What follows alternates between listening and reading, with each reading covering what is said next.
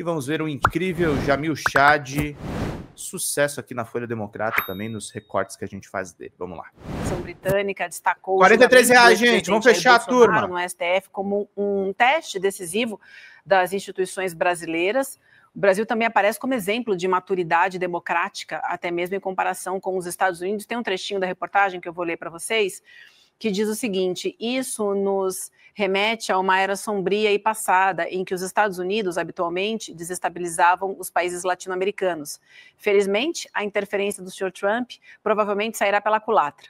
Ao contrário de seus pares nos Estados Unidos, muitos dos políticos tradicionais do Brasil, de todos os partidos, querem seguir as regras e progredir por meio de reformas. Essas são as marcas da maturidade política. Pelo menos temporariamente, o papel do adulto democrático do hemisfério ocidental se deslocou para o Sul. O governo Lula comemorou. A gente tem até aqui uma informação da colunista do UOL, Mariana Sanches, dizendo que o destaque foi visto pelo Palácio do Planalto como um reconhecimento internacional no momento em que o país enfrenta críticas e até sanções vindas de Washington. E a gente está aí, né, Jamil? Há dias, né, do início desse julgamento. Quero te ouvir. Sem dúvida. Na verdade, é o que a gente já vem falando, só que agora é dito em inglês, né, César? E aí, quando é dito em inglês, eu brinco que por muitos anos eu brincava isso, inclusive na ONU. Eu dizia, olha, enquanto a notícia é em outra língua que não seja em inglês, ela não é notícia para vocês, né?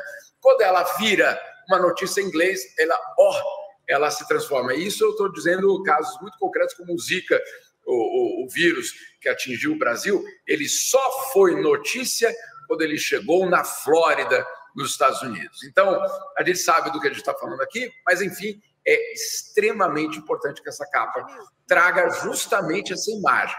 O que é essa imagem? Não, só explica para a nossa audiência que a gente colocou a capa do lado. É isso que eu ia te pedir para falar, você falou. Essa é a capa, né? O que o Brasil ensina para a América. Isso, e olha só, o que o Brasil ensina para, né, os Estados Unidos, no caso. Donald Trump, obviamente, sendo bombardeado nos Estados Unidos, questionado, e aí vem uma capa como essa com quem? Com Jair Bolsonaro vestido do quê? De extremista. Né? Ele vem vestido de golpista. Essa a capa. A capa não é ele vestido de viking do Capitólio, né? Inclusive eu entrevistei o viking do Capitólio, mas não é. A imagem é Jair Bolsonaro vestido de invasor dos poderes. Jair Bolsonaro vestido daquele que, obviamente, viola a Constituição e a democracia. Essa é a capa. Ela diz absolutamente tudo. A matéria está muito correta, inclusive, nenhuma novidade, mas está muito correta, mas é a capa, o simbolismo de ligar Jair Bolsonaro a um extremista invasor do Capitólio, que, obviamente, chama atenção. A Economist, na verdade, não só Economist, mas um grupo no mundo, dizendo, olha só, nós estamos dispostos realmente a ficar simplesmente observando como as democracias morrem? Ou alguém vai tomar algum tipo de atitude? A Economist tomando uma posição que, obviamente, logo, logo teremos bolsonaristas dizendo que Economist é uma revista comunista. Né, William? Eu tenho certeza disso. Mas, enfim, Communist o nome da revista. Economist.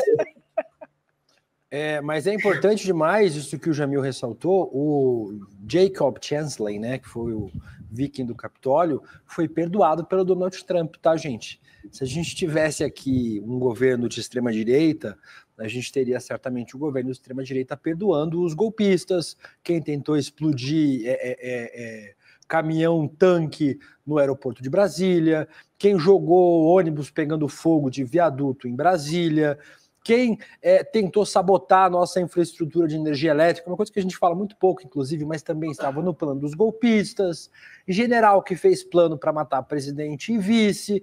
É importante lembrar que quando os golpistas, a extrema-direita chega ao poder, né, esses aspirantes a fascistas, eles acabam perdoando os seus próprios crimes, né, César? Então, só lembrando que esse personagem aí, o Jacob Chansley, ele foi perdoado pelo Donald Trump, assim como todos os outros criminosos de 6 de janeiro, os golpistas do Capitólio, em alusão à nossa tentativa de golpe de 8 de janeiro, Jamil.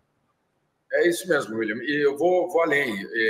A anistia, no caso deles, né, nos Estados Unidos, foram 1.400 pessoas que foram anistiadas ou perdoadas, elas tiveram, basicamente, essa anistia teve um papel fundamental em reescrever a história, em apagar o 6 de janeiro. Por quê? Porque aqueles autores de crimes, olha só, se transformaram em vítimas de uma injustiça do Estado. É assim que eles se apresentam hoje. Olha só, eu fui perdoado porque, de fato, houve, na verdade, uma injustiça do Estado americano. E eu agora quero reivindicar justamente uma revanche, uma vingança em relação ao Estado. Eu perguntei para o Chancellor qual foi a primeira coisa que você fez quando você foi perdoado? E ele falou, comprei uma arma. Comprei uma arma. Ele não foi fazer uma oração na igreja ao lado, ele não ligou para a família, vamos fazer um churrasco para comemorar. Não, ele provavelmente deve ter feito, mas o que ele fez foi anunciar a compra de uma arma. E deixou muito claro que ele sabia que se Donald Trump vencesse, ele seria anistiado. Ou seja, vamos deixar aqui claro, anistia não é pacificação.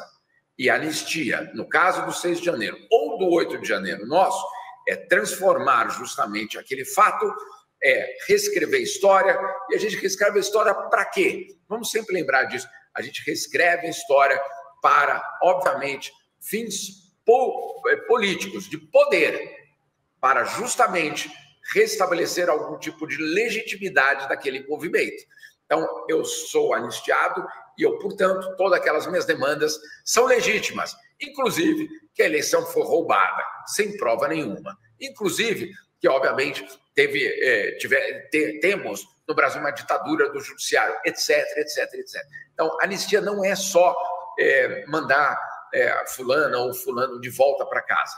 O impacto político e social é muito profundo. Fala, pessoal da Folha Democrata, aqui é Pedro Zambarda, editor do canal. Falar um pouquinho a respeito da necessidade de vocês financiarem a Folha Democrata, gente. A Folha Democrata é financiada através de um Pix chamado Folha Democrata, é o endereço do Pix, né? folhademocrata@gmail.com. Nós precisamos do nosso jornalismo financiado por vocês que são do nosso público, porque nós passamos vários perrengues aqui com o YouTube, vocês sabem muito bem. E mesmo assim, graças a essa comunidade muito unida, a gente conseguiu fazer lives históricas, acompanhar praticamente ao vivo a campanha do Guilherme Boulos, trazer informações exclusivas a respeito de Gustavo Gayer, de Olavo de Carvalho, de todos os bolsonaristas, combater as fake news e tudo o que a gente acompanha. Por R$80 no nosso Pix, você ganha um curso de roteiro para série, o que é muito importante se você é artista, roteirista, se você lida com essas práticas da economia criativa. Outra forma de você colaborar também é se tornando membro aqui do nosso canal. Isso é muito importante para você fazer as suas atividades por aqui, porque você tem acesso a vídeos exclusivos e nós temos um curso de jornalismo básico para você poder acompanhar a partir de R$5, que é ministrado por mim. A gente tem aí quase uma dezena de aulas e muito conteúdo para você poder acompanhar. Meus caros, minhas caras, financiem o jornalismo independente, financiem o jornalismo que se posiciona à esquerda, financiem o jornalismo na internet, que traz informações confiáveis, checadas, que cruza informações e que trata você, que é o nosso público, de uma maneira muito séria. Vida longa e próspera, gente. Cuidem dos seus. Até mais. Tchau, tchau.